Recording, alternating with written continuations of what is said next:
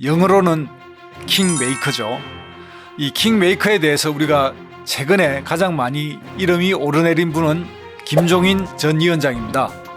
근데 이제 사실 알고 보면 김종인 위원장은 킹메이커를 한 적이 없습니다. 지금까지 대통령 역사에서 진정한 킹메이커는 누구였는지 마지막에 제가 한번 말씀드리겠습니다. 근데 오늘 이제 영화인 그 엄창록 씨, 이 사람은 북한에서 태어나가지고 그러다 보니까 이제 북한에서 아마 뭐 중사까지를 했던 모양이에요. 그런데 이제 6.25 마치고 나서 안녕하십니까, 대통령 연구소에 오신 것을 환영합니다. 오늘은 영화 킹메이커가 개봉된 걸 기념해서 특별히 킹메이커에 대한 이야기를 해보려고 합니다.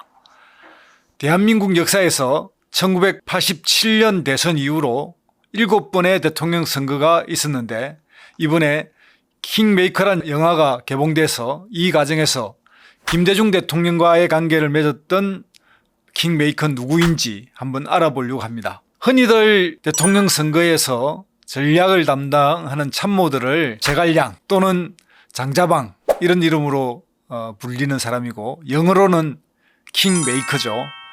이 킹메이커에 대해서 우리가 최근에 가장 많이 이름이 오르내린 분은 김종인 전 위원장입니다. 윤석열 후보의 총괄 선대위원장을 맡았지만 지금은 해촉된 그런 분이죠. 그런데 이제 사실 알고 보면 김종인 위원장은 킹메이커를 한 적이 없습니다.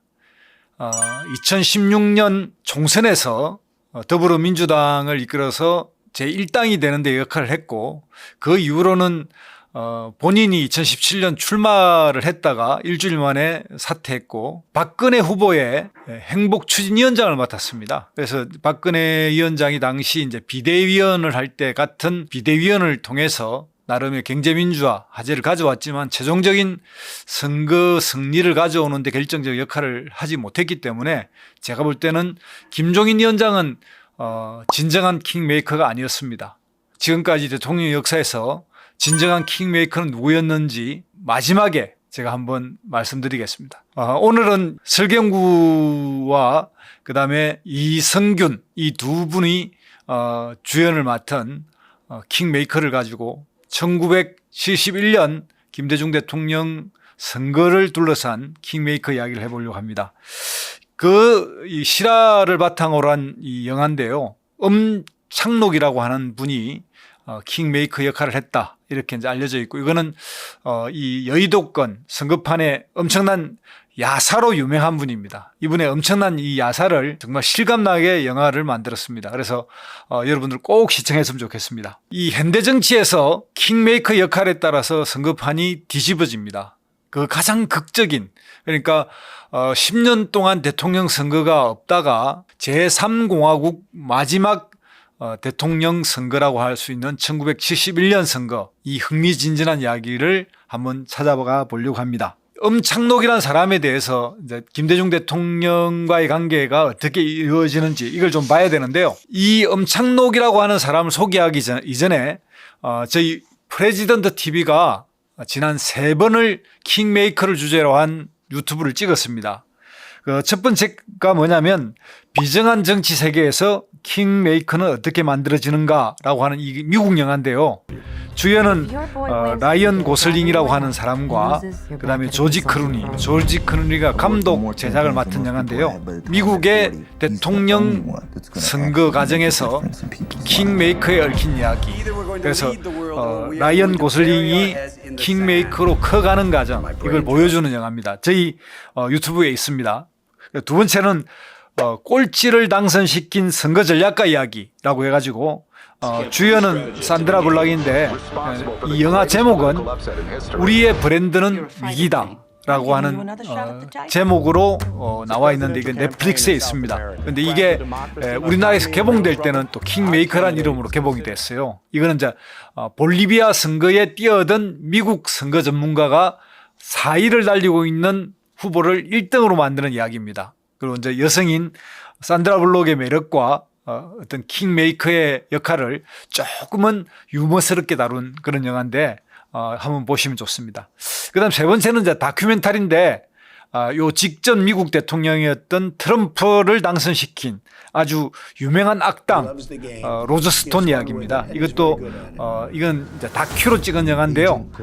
다큐멘터리로 유명한 넷플릭스에 있습니다. 이 영화도. 그래서 넷플릭스에 들어가 보시면 이 세 가지 직접 보셔도 되고, 저희 이 프레지던트 TV에 올라와 있는 요 세 가지를 한번 찾아서 보시면 재미있을 것입니다. 이게 프레지던트 앤 컬처라고 하는 카테고리에 묶여 있는데, 거기 있기도 하고 뭐 개별적으로 찾아보시면 되겠고요. 이 세 가지 부분을 보면 이 영화의 오늘 보는 킹메이커와 또 다른 이런 그 비교 분석이 가능합니다.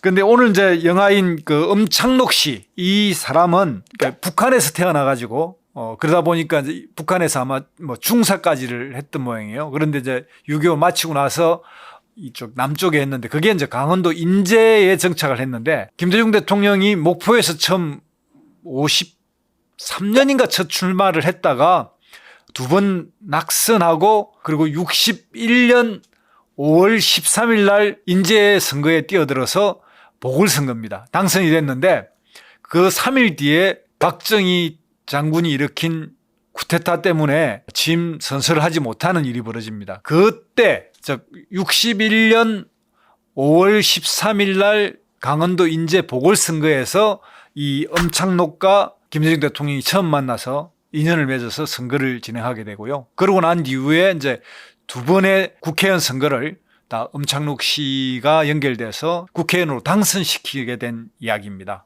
이 과정에서 흥미진진하게 볼 거는 뭐냐면, 김대중 대통령이 이제 목포로 내려가서 목포에서 이제 국회의원 선거에 나오게 되는데, 그게 이제 67년이고요.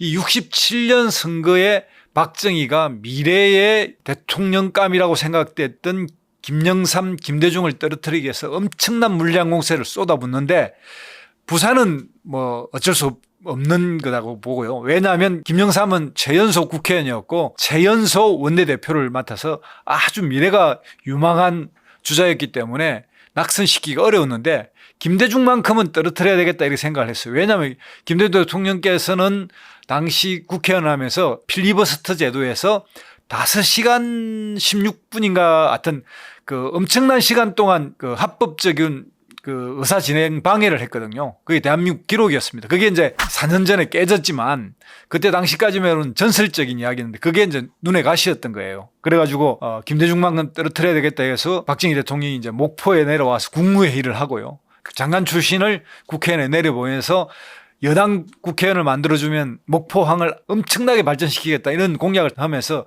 김대중 후보를 떨어질 수밖에 없는 이 상황에서 극적으로 선거운동을 통해서 당선시킨 사람이 바로 엄창록입니다. 이 엄창록 씨의 선거운동은 이 영화에서는 자세히 나오는데, 예로 들면 당시의 선거운동이 이제 지금까지 김대중 노무현 대통령을 거치면서 돈 쓰는 선거법을 못하게 만들기 전까지는 금권과 향응선거, 그러니까 음식물을 접대하고 밤에 선물을 돌리고 또 현금을 살포하는 이런 선거가 비일비재했습니다. 얼마 전까지도 이렇게 이제 시골 농협장 선거라든지 또 특정 정당이 후보만 내면 당선되는 지역이라든지 이런 데는 금품 선거가 아직도 좀 있었잖아요. 이제 그런 것들을 우리가 이제 보면 그때 당시에 이런 불법적 선거에 대항하는 또 다른 선거 운동의 방식, 이런 걸 이제 우리가 볼 수 있어요. 예를 들면 당시 이제 유명했던 게 고무신 막걸리 선거 아니겠습니까? 고무신을 기할 때인데 고무신을 쫙 집집마다 돌리면 엄창록 씨의 명령을 받은 당시의 민주당, 신민당이죠. 신민당 선거운동에 가서 다음날 그 고무신을 다 걷어들입니다. 어떻게 걷어들이냐면 공화당 완장을 차고 가서 공화당 선거운동이라고 하면서 이 집은 김대중 찍기로 해가지고 공화당 쪽에서 줄 이유가 없는데 하면서 다시 이제 찾아갑니다. 줬던 걸 뺏어가니까 얼마나 열받겠습니까? 이런 식의 저쪽의 불법을 다시 이제 역으로 되치기를 해서 선거운동을 이제 바꿔가는 방식인데, 그 선거운동 방식이 너무나 기가 막히고 기발해가지고 가짜로 어떤 상황극을 만들어서 역전시킨다든가, 또 소문을 입소문을 내는데 입소문을 내는 방식을 또 새롭게 해가지고 그런 것들을 이제 다 제압하는 이제 선거운동을 탁월한 이제 선거운동의 기제였다고 그래요. 이거를 보고 영화에도 나오지만 당시까지 이제 중앙정보부라고 하는 이 정보부 권력기관을 이용했던 했던 김형욱이라는 사람이 이제 힘으로 하려고 했다가 이 선거에 패배하면서 잘리게 됩니다. 그 뒤에 이 사람이 미국으로 망명해서 해고록을 쓰게 되는데 그 해고록을 쓴 문제를 통해서 이 김형욱 전 중앙정보부장의 암살 사건을 다룬 것이 남산의 부장들이라고 혼용합니다. 그리고 이제 김영욱 다음에 정말 이제 깨돌이가 되는데 그 깨돌이가 바로 중앙정보부장인 이후락입니다. 이 이후락은 이렇게 해서 71년 대통령 선거를 성공시키고 이제 다시는 대통령 선거를 안 하기 위해서 북한에 파북이 돼서 가서 김일성을 만나고 남북 간의 적시자 회담 이런 걸 성사시키면서 통일의 무드를 조성하면서 유신 헌법을 만들어 가지고 유신을 통해서 박정희의 영구집권 제4공화국을 만든 주범입니다. 그래서 대통령 직선이 없어져 버리고 통일주체국민회의라고 하는 선거인단을 만들어서 간접 선거를 통해서 체육관에서 99% 찬성으로 당선되는 대통령을 만드는 그런 일을 하게 되죠. 또 다른 편에 이제 저쪽 공화당의 실질적인 킹메이커 중앙정보부장 이후락 이렇게 해서 이제 엄창록과 이후락 그리고 김대중과 박정희 이런 이제 구도로 이 선거가 진행되는데요. 그렇게 되다 보니까 이제 중앙정보부에서는 엄창록이 있으면 안 되겠다. 엄창록을 반드시 제거해야겠다 이렇게 생각해서 처음에는 이제 회유를 합니다. 근데 회유가 잘 안 통한데 이 엄창록 씨가 어디까지 활동을 하냐면 70년 신민당 대의원대 그때 당시는 대통령 후보를 대의원대에서 뽑았거든요. 뭐 상당히 그러니까 80년 민주화 되기 전까지는 이제 각 정당이 대의원 한 800명, 1000명 이내의 대의원 대회를 열어서 대의원에서 당 총재와 대통령 후보를 선출했는데 그때 이제 대의원 대회 선출 과정, 즉 유진산이라고 하는 신민당 총재 밑에서 김영삼 총무, 이철성 최고위원 그리고 김대중 국회의원 이런 세 사람이 40대 기수론을 내세워서 당시에 이제 구상유치라고 해서 유진산 총재는 60대였거든요. 젖비린내 나는 젊은이들이 뭘 하겠냐 이러고 싸웠는데 결국은 40대 기수론이 이기게 되고 유진산 씨가 대선에 나가지 못하게 된 일이 벌어지고 이 세 사람의 경쟁이 벌어지는데 이 경쟁이 벌어지는 가운데 가장 약체였다고 생각됐던 김대중이 이제 치고 올라옵니다. 그중에 이제 이철성 씨도 있는데 이철성 씨가 결국은 가반수 득표를 못한 김영삼이 1위였는데 김대중, 이철성이 손을 잡고서 1위가 되면서 극적으로 김대중 후보가 이제 신민당 대통령 후보가 되죠. 이 과정을 지켜보면서 중앙정보부 공작이 들어가면서 엄창록 씨를 이제 형사 4명이 찾아와서 체포했다고 합니다. 그래서 이제 그러면서 선거운동 과정에서 실종이 돼요. 이 영화하고 좀 다르거는 이제 그렇게 해서 실종이 되는데 이 사건이 있기 전에 김대중 대통령의 동교동 자택일 거라고 생각이 되는 여기에 이제 폭발물이 이제 폭발하는 사건이 일어나요. 이게 이제 자작극이다 아니면 공작이다. 이게 지금까지도 미스터리인데 이게 이제 엄창록 씨가 이 사건에 뒤집어 쓰고 행사가 체포해 가고 그러면서 이제 엄창록 씨는 이 선거에서 이제 손을 떼게 되는데 그 결과 이제 사실인지 아닌지는 여전히 미스터리지만 1971년 대한민국 선거가 역사상 최초의 지역 감정이 이제 불러일으켜지고 지역 감정의 선거가 일어납니다. 이 지역 감정의 선거에 대해서 이런 마타도 네거티브 선거 이걸 과연 누가 지휘했을까? 그러니까 중앙정보부라고 하는 거에 단독 플레이였나 아니면 그 뒤에 김대중의 킹메이커라고 하는 엄창록을 잡아가서 엄창록에 의한 코치였느냐 이런 그 전설 같은 이야기가 있습니다. 아마도 중앙정보부와 엄창록 씨가 손을 잡았던 것 같아요. 왜냐하면 87년 대통령 선거였던 노태우 대통령 선거 때 이 사람을 다시 불러서 선거에 어떤 조언을 들으려고 그랬다 그러거든요. 그런데 엄창록 씨가 이제 거부했다고 그럽니다. 김대중, 김영삼이 분열해서 야권이 단일화되지 않았기 때문에 노태우가 당선된다. 두고 봐라. 내가 뭐 조언할 일이 있겠냐. 까지 해가지고 결국은 노태우가 당선되죠. 그리고 나서 이제 결국은 이 엄창록 씨가 1년 뒤인 88년 병으로 사망을 하게 되는데 그러니까 이 영화는 61년 5월 13일부터 88년 어느 시점까지를 다룬 영화입니다. 그런데 이제 대한민국에서 이런 과연 지역 감정이 71년부터였느냐 아니면 이제 87년 소위 이제 사자필성론 당시에 집권당과 그리고 이제 김영삼, 김대중의 분열 그리고 김종필 이렇게 해서 삼김 일로의 싸움에서 비롯됐느냐 이건 여러 가지 이제 그 정치학계의 논쟁이 있지만 제가 어쨌든 그 지역 감정의 씨앗 그리고 이제 흔히들 전라도 사람들은 뒤통수를 친다라든지 전라도 사람들하고는 만나지도 마라, 연애도 하지 마라 이런 이야기가 70년대 당시에도 있었습니다. 그런 걸 보면 실제 지역 감정의 뿌리는 1971년 선거에서부터 시작됐다 이런 게 이제 정설인 것 같습니다. 그래서 오늘 이제 이 영화를 급하게 편집해서 여러분들이 꼭 봤으면 좋겠고요. 이제 제가 생각하는 대한민국 킹메이커 이걸 한번 다뤄보고 싶은데 여러분들이 생각하는 킹메이커와 제가 생각하는 킹메이커가 다른지 한번 보시기 바랍니다. 저는 이제 역대 킹메이커를 이제 거꾸로 한번 추산을 해보면요. 19대 이제 문재인 대통령의 킹메이커 여러분 누구라 생각합니까? 이제 킹메이커는 선대위원장이나 선대본부장을 맡기도 하지만 눈에 보이지 않는 참모로서 이번 김대중, 엄창록처럼 이런 참모로서도 역할이 있습니다. 저는 양정철 씨라고 생각합니다. 17년대에서는 뭐 양정철 씨의 역할이 그렇게 컸다고 할 수도 없을 수도 있는데 2012년에 문재인의 운명이라고 하는 책을 기획해내고 이 운명이라는 책을 통해서 문재인이 국회의원 정치인으로 등장해서 그해 대통령 후보까지 되는데 양정철 씨가 결정적 역할을 했거든요. 거기서부터 시작됐다 이렇게 보기 때문에 19대 문재인의 킹메이커는 양정철이라고 생각합니다. 그다음 18대 박근혜의 킹메이커는 누구일까? 저는 암만 해도 이 선거운동을 총괄지휘하면서 선거운동의 중심을 잡은 사람 저는 잘 학계에서 그렇게 생각하지 않지만 저는 김무성이라고 생각합니다. 당시 총괄 선대 본부장을 맡아서 야전 침대를 본부장의 실에다가 놓고서 거기서 지식을 하면서 선거를 지휘해 갔던 김무성의 역할 이것이 킹메이커를 만들었다고 생각합니다. 17대 이명박은 누가 만들었을까요? 저는 고인이 됐던 정두원 의원의 그 기획팀들 후보를 경선에서 이기게 만든 사람들 정두원 사단이다 이렇게 생각하고요. 그 다음에 이제 16대 노무현 대통령 킹메이커 누구였을까요? 최근에 이제 함께 합시다라든가 같이 갑시다인가 이런 책을 내신 분인데요. 저는 염동연 사무총장이라고 생각합니다.